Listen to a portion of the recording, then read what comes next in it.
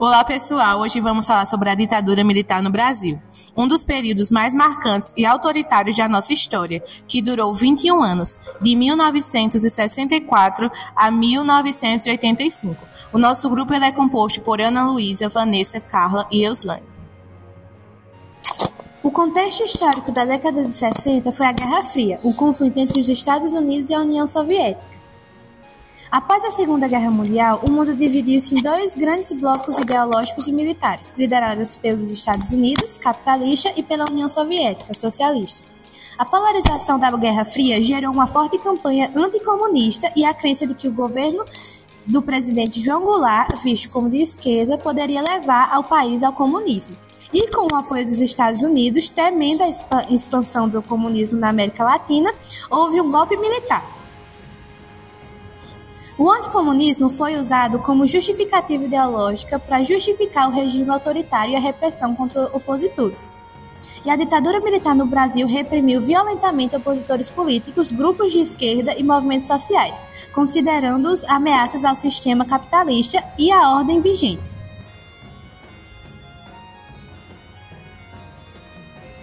Início do regime.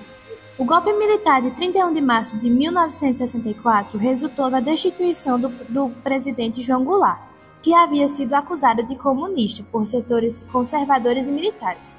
Esse movimento foi justificado como uma ação para salvar o país do comunismo, marcando o início de um regime autoritário que duraria 21 anos. Com o poder em mãos, os militares instauraram um regime sem eleições diretas, substituindo a democracia por um governo autoritário. A censura à liberdade de expressão se tornou uma marca registrada nesse período, limitando severamente a atuação da imprensa e da manifestação popular. Concentração de poder. Logo após o golpe, os militares criaram atos institucionais, como o AI-1 e o AI-5, que deram ao governo o poder de cassar mandatos, fechar o Congresso e perseguir opositores. Surgiram apenas dois partidos, o Arena, que apoiava o governo, e o MDB, a oposição controlada. Também foi criado o Serviço Nacional de Informações, CNI, responsável por vigiar e investigar qualquer suspeita de oposição ao regime. Resistência e repressão. Mobilização da sociedade. Estudantes, artistas e jornalistas formaram uma frente de resistência significativa contra a ditadura militar, organizando protestos e manifestações que clamavam por liberdade e direitos civis. Esses grupos eram cruciais para dar voz à insatisfação popular e mobilizar a sociedade em torno da luta pela democracia. Repressão brutal. O governo militar reagiu com brutalidade a qualquer forma de oposição, utilizando a repressão como ferramenta principais. Prisões arbitrárias, torturas e censuras do meio de comunicação foram comuns, criando um clima de medo e silêncio entre os dissentores. Anos de chumbo. Os anos de chumbo foram marcados por uma escala de violência do governo contra os opositores, intensificando a repressão.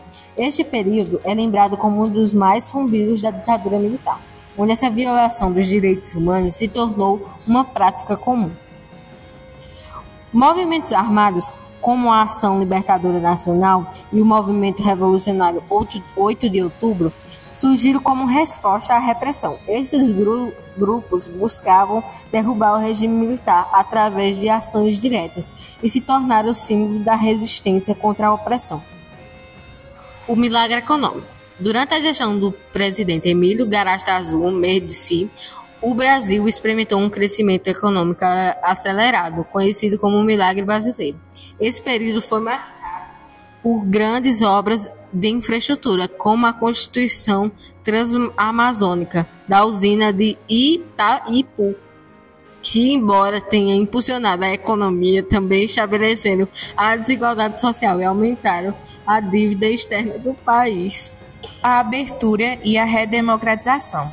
O processo de transição política no Brasil após anos de repressão. 1974. o general Ernesto Geisel assume a presidência e inicia um processo de abertura política gradual, visando reduzir a repressão e implementar reformas. 1974, o fim do AI-5 marca um importante passo na transição democrática, permitindo uma maior liberdade de expressão e a reabertura do debate político. 1979, a promulgação da Lei da Anistia permite a libertação de presos políticos e o retorno de exilados, simbolizando um passo importante para a redemocratização.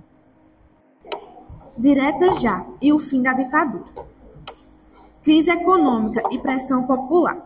Nos anos de 1980, o Brasil enfrentou uma crise econômica caracterizada por inflação alta, desemprego e insatisfação social, que geraram um clima de agitação popular e exigência por mudanças políticas. Movimento Direta Já. O movimento Direta Já emergiu como uma forte mobilização popular, reunindo milhões de brasileiros em atos de manifestações pedindo eleições diretas para a presidência, refletindo a demanda por democracia após anos de repressão. Emenda não aprovada.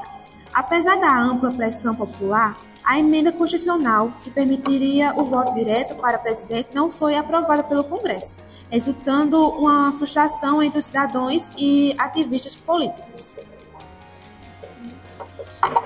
Eleições de Tancredo Neves. Em 1985, o Colégio Eleitoral, composto por representantes, elegeu Tancredo Neves como presidente, marcando o fim oficial da ditadura militar e o início de um novo período na política brasileira. A ditadura militar deixou marcas profundas: censura, tortura, desigualdade social e perda de direitos civis. Mas também foi um período de resistência, arte e luta pela democracia, que culminou na democratização do país.